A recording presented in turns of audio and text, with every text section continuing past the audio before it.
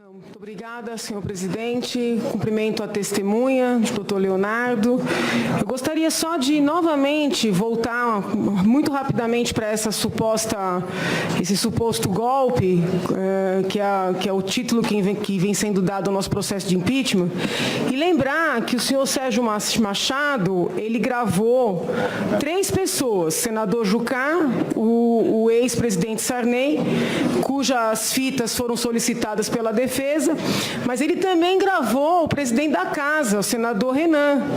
E o senador Renan falou com todas as letras, ficou muito claro isso, que uma eventual delação de Marcelo Odebrecht cairia como um tiro no peito de Dilma Rousseff.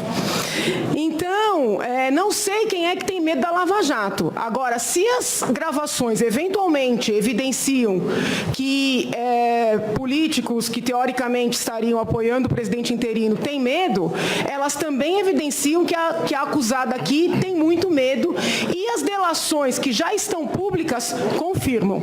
Então, voltando para os fatos objeto aqui da indagação da testemunha, eu gostaria de destacar que ficou muito claro que não houve nenhum tipo, nós não estamos trabalhando aqui com nenhum tipo de retroatividade da lei, muito pelo contrário. As leis que dão fundamento para esse processo, elas já são vigentes há muito tempo. A Constituição Federal é de 88, artigo 167, artigo 85.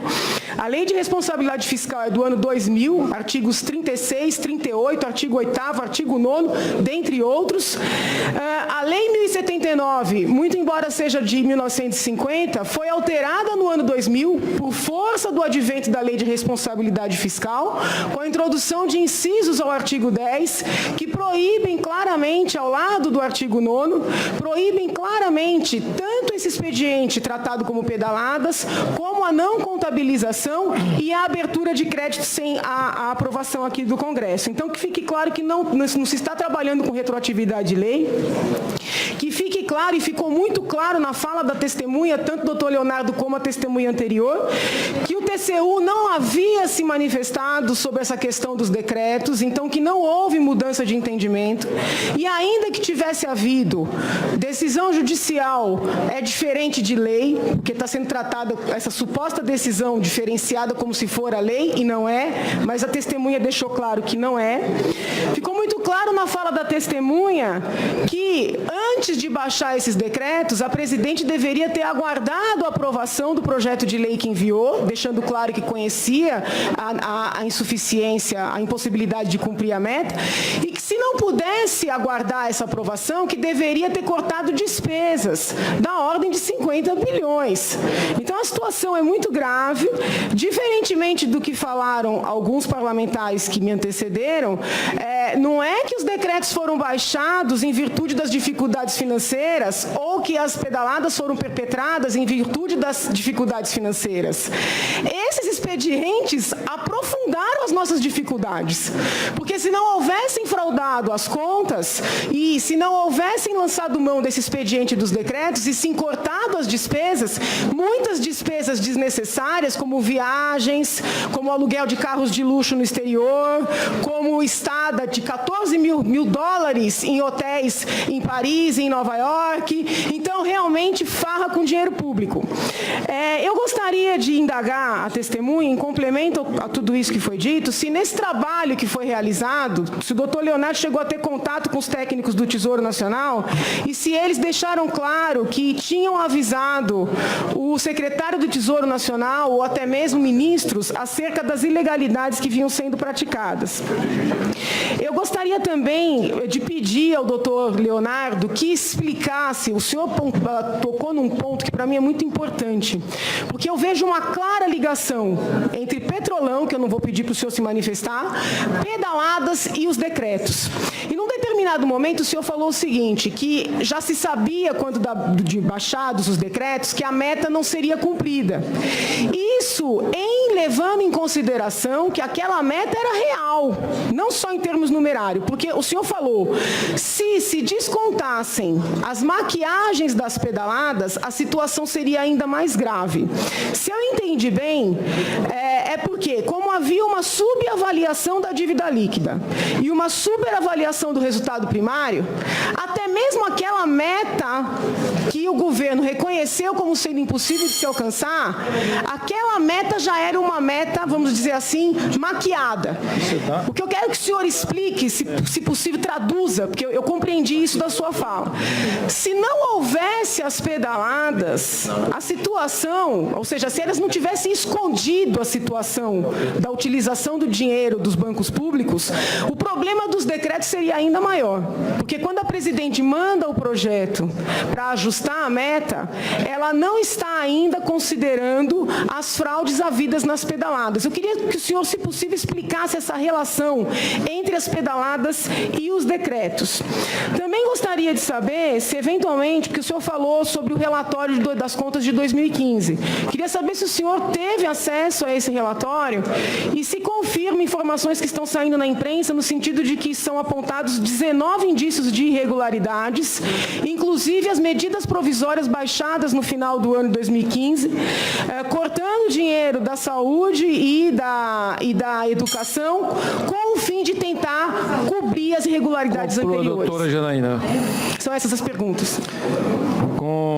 Antes de passar a palavra ao doutor Leonardo Albernaz, gostaria de avisar os presentes que eu já estou aqui com 3 decisões do presidente do Supremo Tribunal Federal, inclusive a decisão em relação à perícia.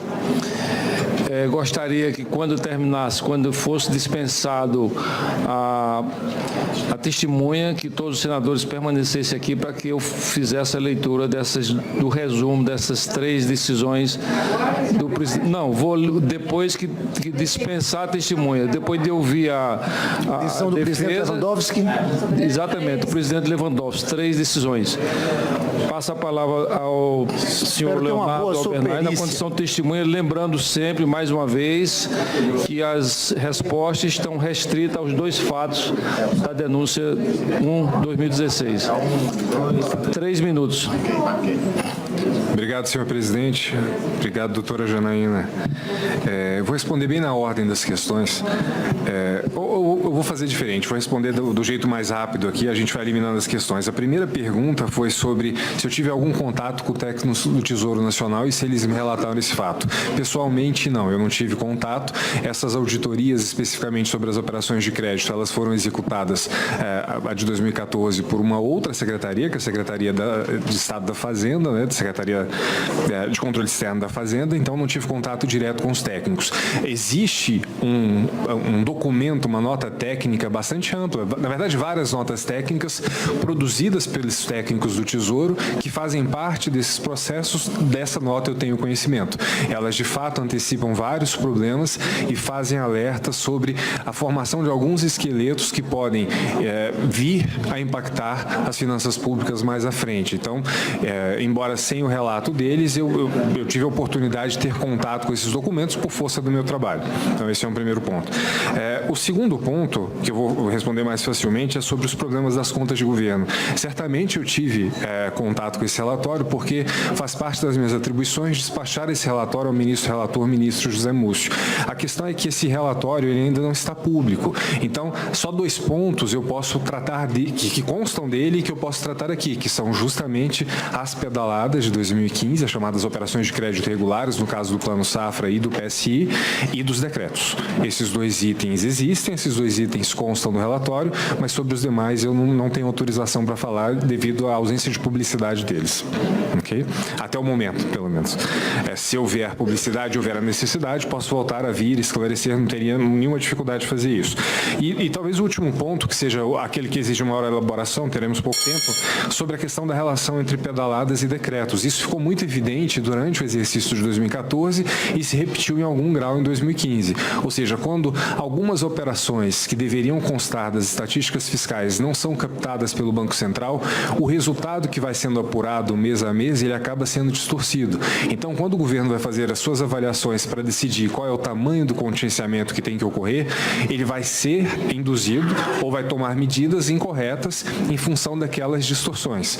Então, talvez não seja seja um único link, mas esse é um link bastante evidente. Ou seja, o fato, não é nem o fato de ter ocorrido a operação de crédito irregular, é o fato dela não ter sido captada nas estatísticas fiscais que leva a uma tomada de decisão errada. Como eu disse antes, eu não sei se esse ponto ficou claro, quem decide o órgão que vai apurar os resultados fiscais é a Presidente da República. Então, quando ela mandou a mensagem do PILOA 2015 para o Congresso, ela disse, é o Banco Central que vai fazer esse cálculo. Quando o Banco Central faz a apuração de acordo com os seus critérios, mas não utiliza esses critérios plenamente, ele acaba deixando de fora um pedaço do que seria eventualmente déficit, ou em alguns casos pode até haver uma inversão, ele deixa de permitir a captação de um superávit. Então, causa uma distorção e acaba afetando, então, a tomada de decisão a respeito do contingenciamento e da emissão de decretos. 3 minutos, doutora Janaína.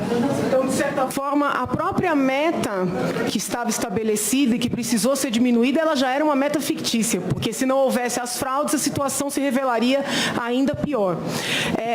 Ao ver do senhor, essa maquiagem que foi feita, ou seja, a não contabilização dos créditos, né, das instituições financeiras frente ao Tesouro, elas estão diretamente relacionadas a essa surpresa que o país tomou de um superávit, de repente se transformar num déficit bilionário. Então, isso o senhor vê claramente uma relação entre uma coisa e outra?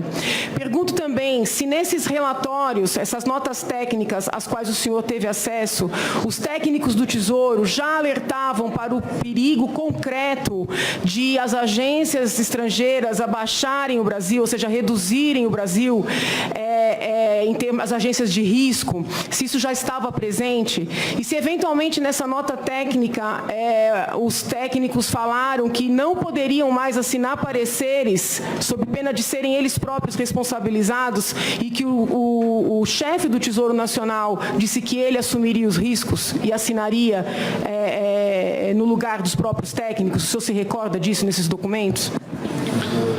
Com a palavra ao senhor Leonardo Albernaz, na condição de testemunha, 2 minutos. Obrigado, senhor presidente. Obrigado, doutora Janaína. Em relação, ou sobre a relação entre pedaladas e déficit, a relação em 2015 ela é bastante clara, né? Ou seja, ao se efetuar o pagamento, também se efetuou o registro de todos aqueles itens como sendo pagamentos em 2015, portanto, o déficit de 2015, boa parte do déficit formalmente apurado, oficialmente apurado pelo Banco Central no final do ano, se deve ao pagamento das chamadas pedaladas.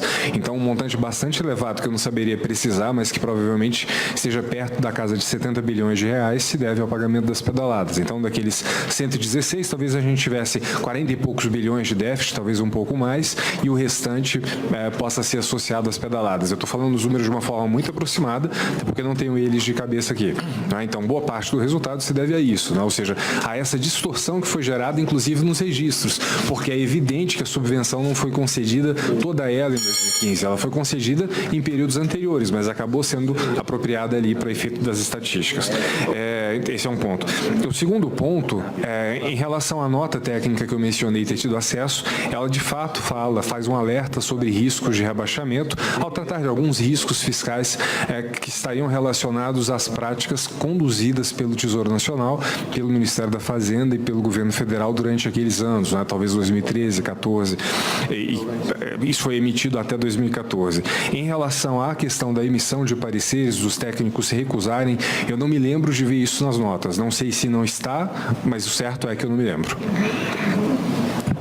1 minuto, doutora Janaína. Nem vou usar tudo. Eu só queria que ficasse muito claro que, diferentemente do que a defesa vem dizendo, não é que a presidente não tinha conhecimento do que estava em curso, e aí, quando lá no final de 2015 o TCU definitivamente determinou os pagamentos, ela descobriu que tinha alguma coisa errada e aí pagou, corrigindo tudo que foi feito. Primeiro que esse pagamento jamais apagaria os crimes. A verdade é a seguinte: os técnicos do próprio governo vinham alertando desde 2013, a presidente da República ignorou por uma única razão. Ela queria deixar para a população, para os investidores nacionais e internacionais, a ideia de que nós tínhamos um superávit bilionário, quando, na verdade, de fato, nós já tínhamos um déficit.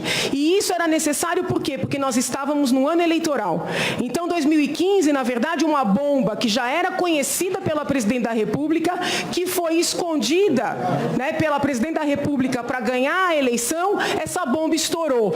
Então, não foi para fazer frente a necessidades ou uma carência que esses expedientes criminosos foram adotados.